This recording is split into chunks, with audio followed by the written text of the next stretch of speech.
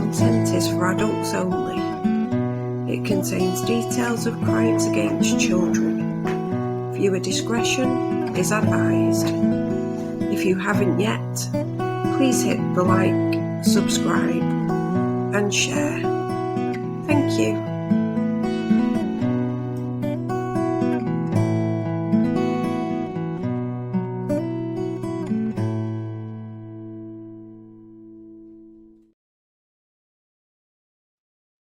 Welcome everybody.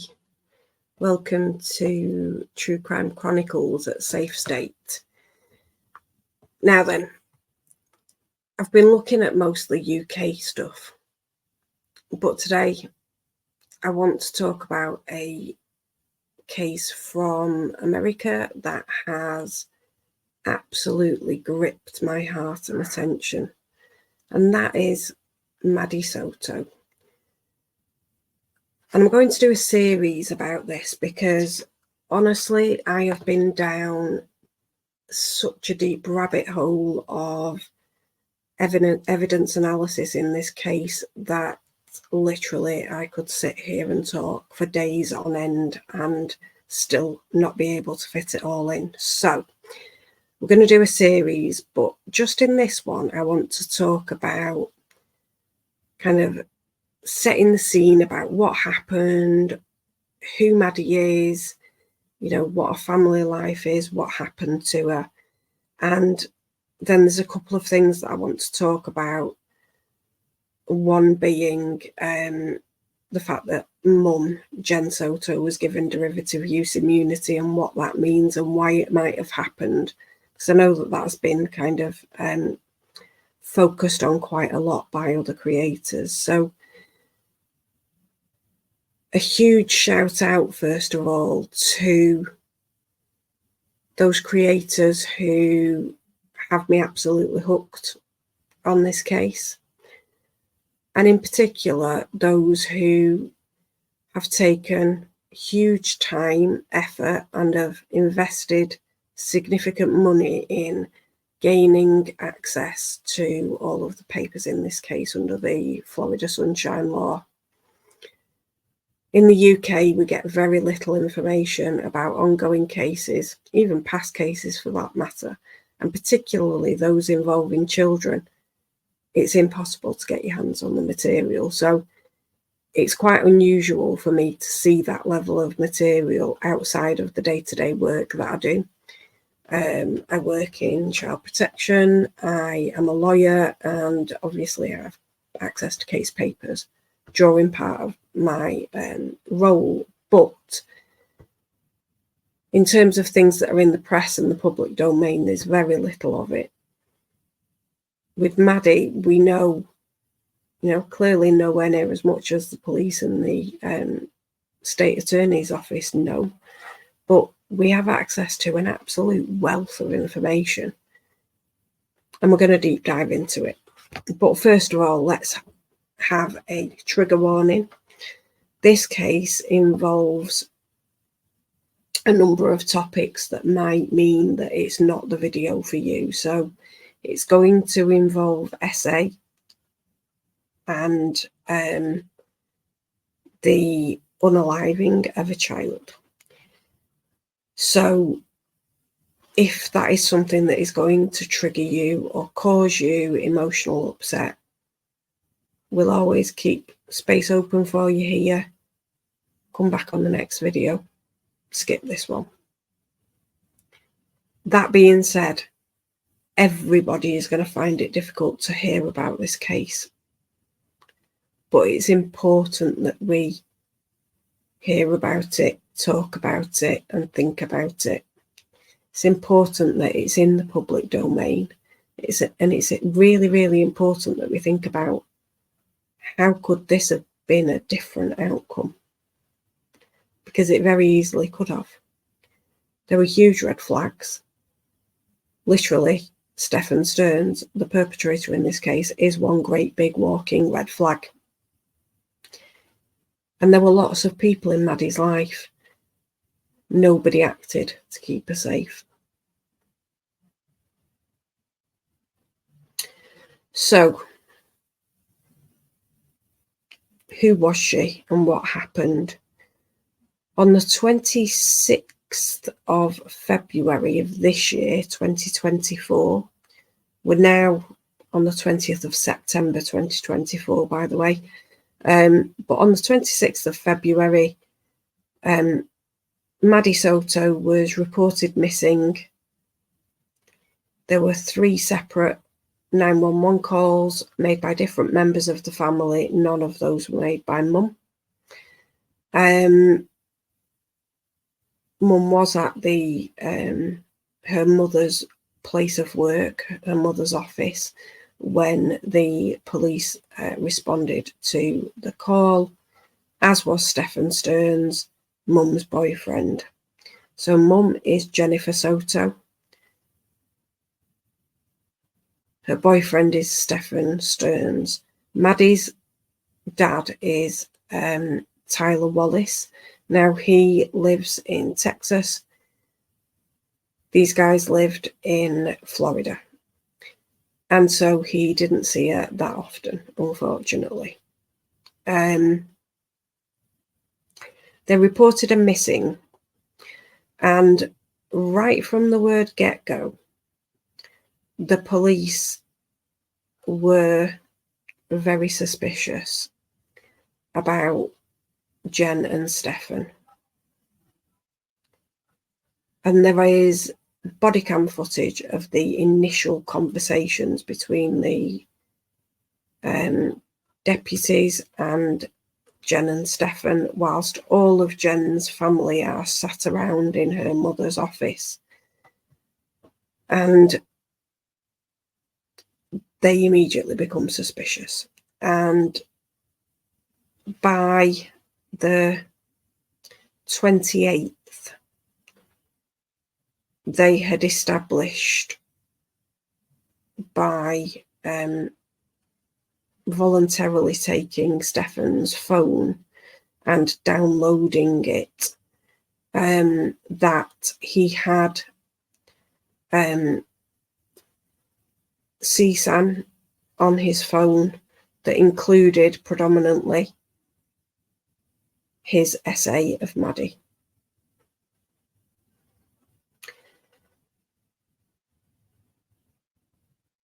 They then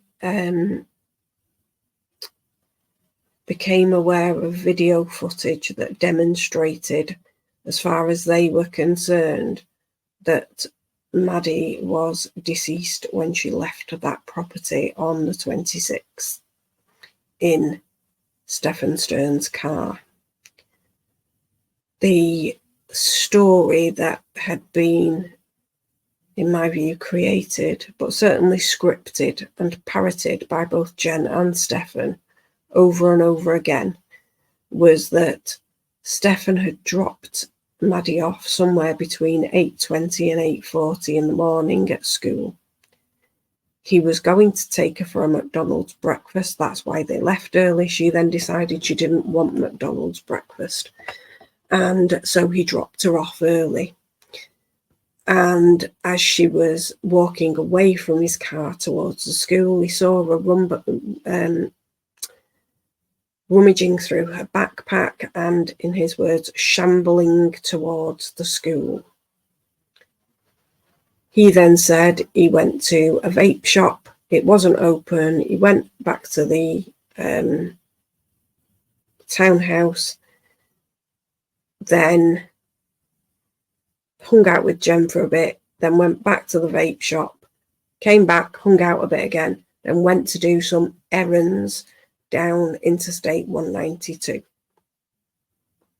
And that included going to some card game shops because he is an absolute man-child and he wanted to find somewhere that had the latest release of the Lorcana game cards. I've not got any issue with anybody who does plays games, by the way. But you'll understand as we go through this case why I hold a great resentment towards this person and their acting like a child at the age of 37. Jen then went to pick Maddie up from school and discovered that she hadn't made it, and that phrase is parroted time and time again. And so they made some rudimentary attempt at searching and then contacted the police.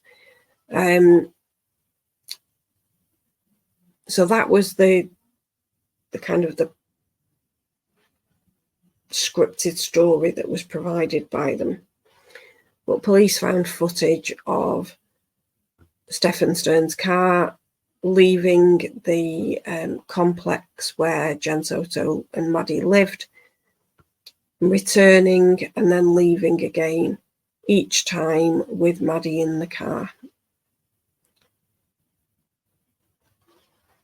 On the 28th, I think, or early on the 29th, Stefan was arrested for SA, basically, of Maddie and the CSAM charges. Now, at that time, he wasn't charged with her murder. They later found her body on the 1st of March, and it took them until mid-April to bring the murder charges against him. And that will be because in Florida, people are entitled to a speedy trial. So they're entitled to have a trial within, I think it's 56 days, if they so wish. And so you have to be kind of very far along in your preparation of a case before you contemplate issuing charges, unless you want to be doing things in a massive rush if people do choose to seek a speedy trial. So the police did it the right way around. They worked it hard. They made sure they had everything they needed, and then they charged him. He wasn't going anywhere because he'd already been arrested on the SA charges.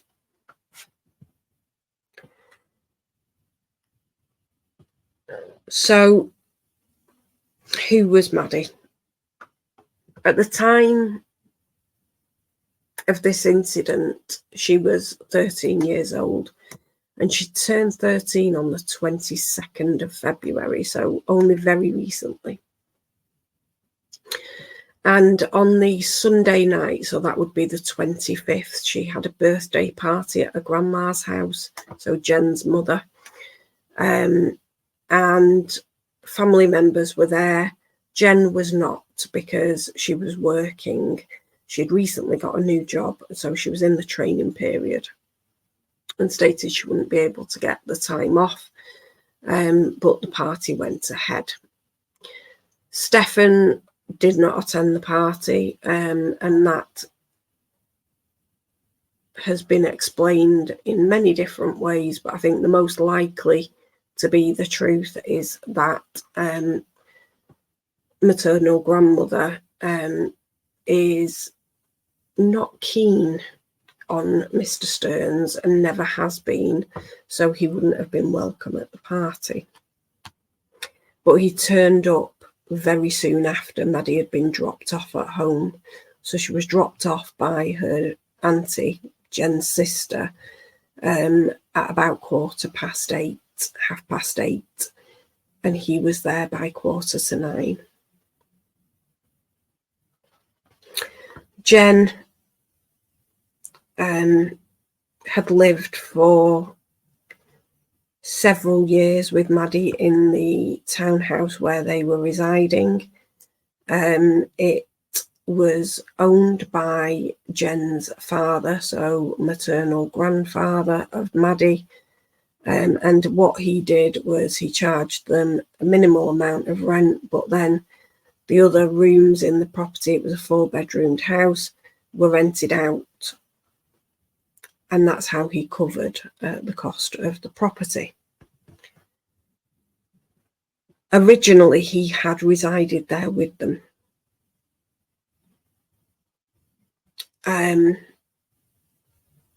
But at some point a few years ago, he moved out and roommates moved in. The townhouse is beautiful. It's in Kissimmee in Florida. It is a lovely complex. It's got a pool, an outdoor pool, a big lake in the middle of all the houses. It's gated entrances front and back. Really beautiful, stunning place for a child to be raised, unless the house is essentially a torture chamber. Maddie attended Hunters Creek Middle School. She had a few close friends, but didn't have lots and lots of friends. And when we come to deep dive into the evidence, you'll see that her performance in school was not brilliant. And she was diagnosed with ADHD, had previously been diagnosed as being on the autistic spectrum, but then later reassessed, and it was confirmed that while she had some autistic traits, she didn't meet the criteria for being ASD. And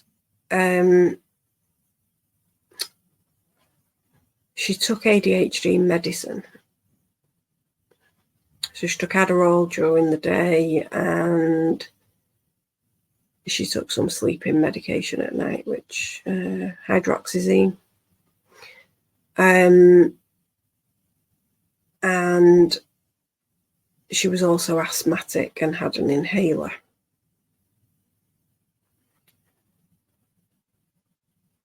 She was very quiet at school.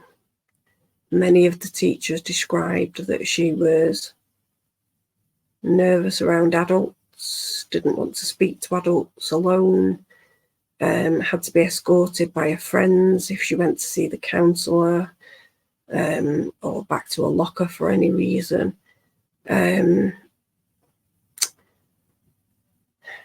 Her grades weren't brilliant, but interestingly, in December, when Stefan moved out of the property, her grades became better. She started engaging more with school.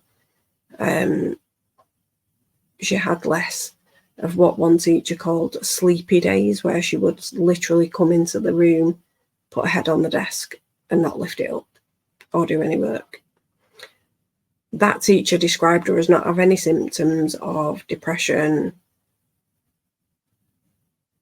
or red flags for trauma happening in her life. I mean, literally, the statements from the teachers is just a stream of red flags. How nobody sat down with this young girl and tried to understand what the heck was going on in her home life, I will never know. But they didn't. A family history. Mum and dad separated before she was born. Her dad then married when she was only literally a few months old. So she's known as stepmom for her entire life. Gets on well with the stepmom and dad, but doesn't see them that frequently. Her mum has bipolar disorder, depression, anxiety, and there are indications within the evidence that she has been the victim of some form of SA in the past. And she comes from a family where her dad has clearly supported her. He bought the townhouse, he's allowed her to live there. Her mother helps with Maddie whenever she can. Her mother is remarried and even Jen's stepdad, so Maddie's step-grandfather, would assist with picking her up from school and things if needed. Jen has at least one sister that we know about who lives reasonably close, who is also quite heavily involved in Maddie's life. So she had family support around her.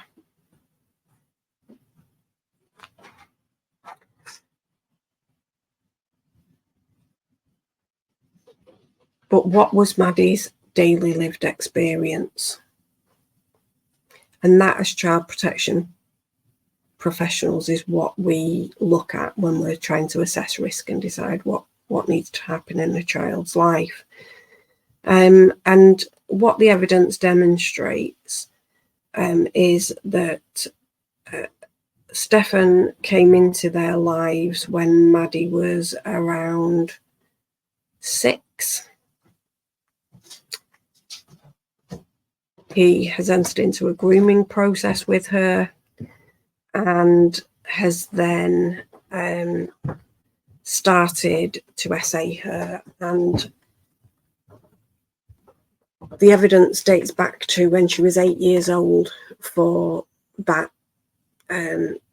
being recorded by virtue of video and picture. And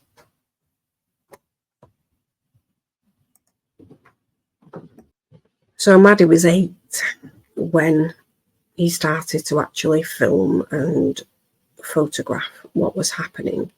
The reality is that a perpetrator in this case won't have immediately started filming and photographing. So it's likely to have started sooner than that age 8. And it continued right up until she was essentially eliminated by Stefan Stearns for whatever the reason was that entered into his mind. There were about 1,700 images and videos depicting very regular essay, and I'll describe it like this. There were photographs of posing in provocative poses, stances. And there were also pictures and videos of him penetrating every area that can be. And the grooming process is clearly demonstrated in a number of the videos, and in particular one where she is very young and they're watching cartoons and he basically asks her to perform an act in order to get her phone back, and she only has to do it for 30 seconds.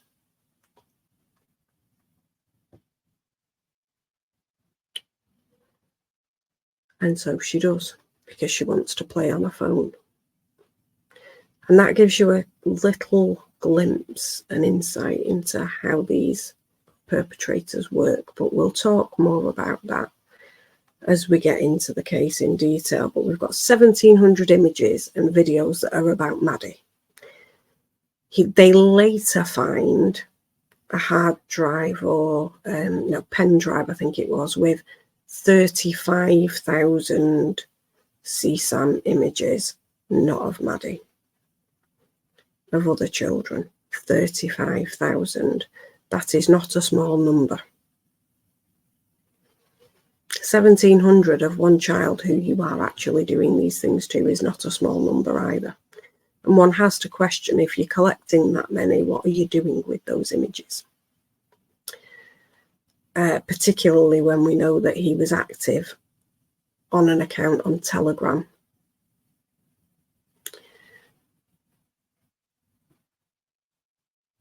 It raises significant concerns, and we don't know a huge amount about the detail of what the police may have found in relation to that.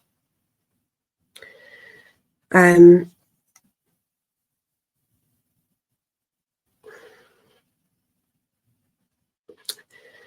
then her life on that Sunday night, Monday morning was cut short. We know that, albeit they weren't going to release the post-mortem results, a report that says the cause and nature of death was released by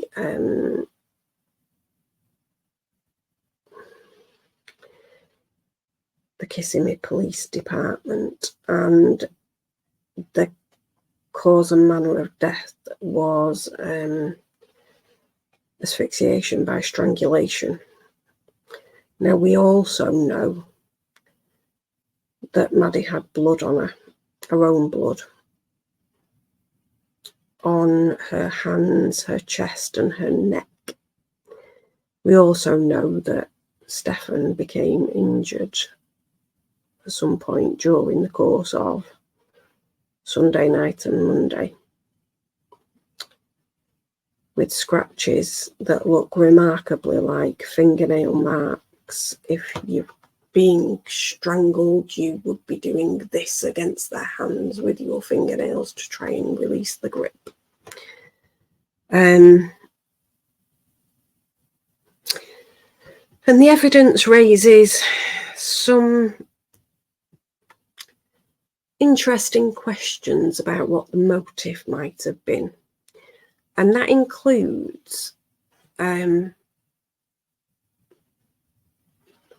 no specific outright evidence, but the police on a number of occasions and the state attorney's office asking questions of Jen Soto that focus on Maddie's menstrual cycle, and in particular the lack thereof in February. Now, we know that Stefan moved out in December, but we also know that he'd visited a minimum of 3 times, and potentially more. So him moving out doesn't rule out him getting her pregnant. But even if she wasn't, the fact that she'd missed a menstrual cycle would give them a potential fear that she might be pregnant. And so both of those things would mean that somebody who is a perpetrator of this kind might feel the need, as forensic psychologist Dr. Gary Baccato regularly says, to eliminate the witness or the problem. So if she was pregnant, or they feared she was pregnant, she's a problem. She needs eliminating. If she's threatened to tell, she's a witness and a problem and needs eliminating. So these are all things that might have posed a motive. The other thing that potentially could have presented a motive for Stefan is Maddie had started to talk about having crushes at a boy at school. And the disgust in Stefan's voice when he describes that is quite palpable.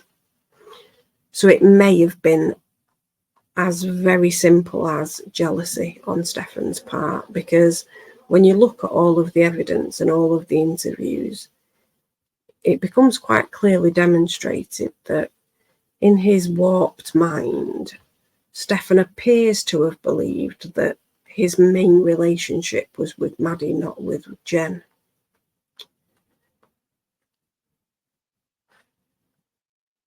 And it's almost as though he's in some kind of arrested development emotionally. We know that he suffered from a traumatic brain injury when he was 8. The documented beginning of the abuse is when Maddie was 8, and it may very well be that actually his emotional congruence is with 8-year-olds. And I'm not suggesting in any way that that is an excuse for what he's done. What he has done is absolutely reprehensible. I have mixed feelings about the death penalty, but if there was ever a case where it's appropriate, it would be somebody like him.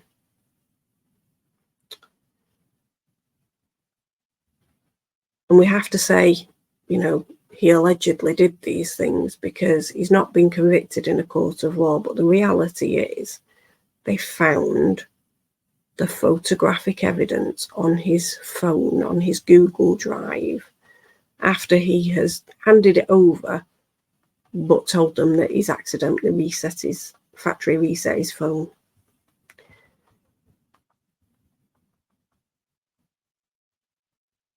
I think that's going to be a tough call for any defence lawyer to get him out of a conviction. They may be able to broker some level of deal, dependent on what he wants to say and who he wants to say it about. Before we end today, I just want to talk very briefly about Jen and her derivative use immunity. So Jen at the moment has not been charged with any crime. But there has been a growing call for her to be forced to face the consequences of her actions as a mother, whether that be her negligence in enabling what had happened to Maddie, whether that be some form of complicity in what actually happened, or in the elimination of Maddie, or her disposal, or just after the fact in terms of scripting stories and sticking to Stefan's version of events and not questioning things. There's been this growing movement of people who want her hung, drawn and quartered, essentially. And there was a release of a video, an audio interview of Jen by some senior detectives and the state attorney at the state attorney's office, and she was given derivative use immunity. Now that means that anything they learn as a result of that interview, they won't prosecute her for. Any previous inconsistent statements, because she made lots of them, she won't be prosecuted for.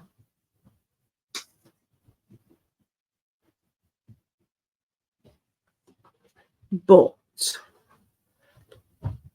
if they find evidence of a crime completely independently of that interview, she can be prosecuted for that. Now, why would they have given her this?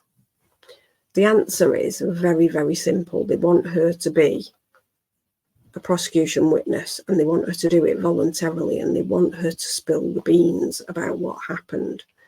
And the reason for that is this. Lots of people have said, Stefan Stearns is banged to rights. There's no way that he could ever not be convicted of her murder and essay.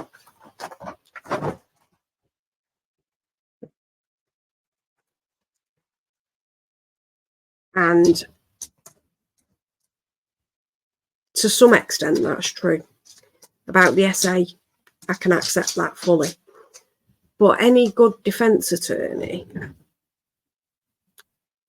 would be able to create reasonable doubt in the minds of any jury about who committed the act of elimination. And the reason for that is this. In that house were Maddie, Stefan, Jen, 2 roommates, 4 adults, 1 child. Child comes out eliminated. All he has to demonstrate is that, It could have been one of those people who did the actual strangling. That's all he has to say. He only has to come up with a story that makes that plausible in some way. And actually, there are stories that would make that plausible because a few have been mooted. One which I think stands a reasonable level of prospect of success in raising that reasonable doubt is Jen comes home from work at 10:30. Stefan is in the middle of essaying Maddie. Jen, who was already described in one of her interviews that her biggest fear was the Woody Allen effect and Maddie growing up and running off with Stefan, becomes enraged with jealousy and doesn't attack Stefan but attacks her competition for Stefan, which is Maddie. And that is somewhat supported by a poem that Stefan wrote after the events, in which he says, "I would never have wanted that for you." And he says something similar in a telephone call with his father, I think, or in an email. We'll get to those bits of evidence. But that's a potential truth that might be plausible. Without one of them spilling the beans on the other, that's a really difficult situation. And the only reason that this is a valid death penalty case is because of the Elimination Act. If he ends up with essay and false reports to police and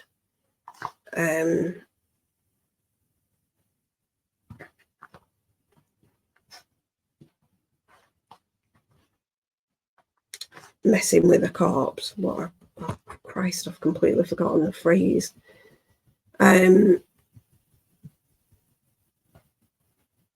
Then the death penalty is off the table. If the elimination itself remains in, the death penalty is on the table, and the state attorney has stated that they are seeking the death penalty. So they are going to want to be able to prove this case beyond a reasonable doubt. That's the burden of proof that they have to meet. Can the jury be 99.9% certain, i.e. beyond a reasonable doubt, that he did the actual act of strangling her? And the only people who know whether that's true are the people that were in the house. So they're trying to get Jen to soften up and spill the beans. That's a process, so she'll probably have a few interviews with them. And it may be that she opens up more over time, because she didn't really open up in the first one that we've heard. Does that mean that she'll never be charged with anything? I don't think that's the case. I think, she's still not out of the woods, so to speak. But they're looking at it, small fry neglect charges as opposed to a murder charge and a death penalty case. And they'd rather have her as a cooperating witness than get her for some kind of peripheral involvement, as it were. Do I think she should be held to account? Absolutely, without a shadow of a doubt. Do I think she will be? I think that will depend on the success of their attempts at making her spill the beans. And on that note, guys, I'm going to leave you for tonight, and we'll get back into it in the next one, and we'll talk about what signs were missed that we can look at in all the various evidence, and what we can do to prevent this happening in the future. After that, we'll then go into a real deep dive of the evidence and the case against Stephen Stearns and the potential charges that Jen should face or could face. So it just remains for me to say thank you for being here. If you enjoyed this video, please do hit the like and subscribe buttons. Please leave me a comment. I love to see and read your comments, and let me know if there's any other cases that you want me to cover. Please, if you see something, say something. Until next time, look after yourselves and each other.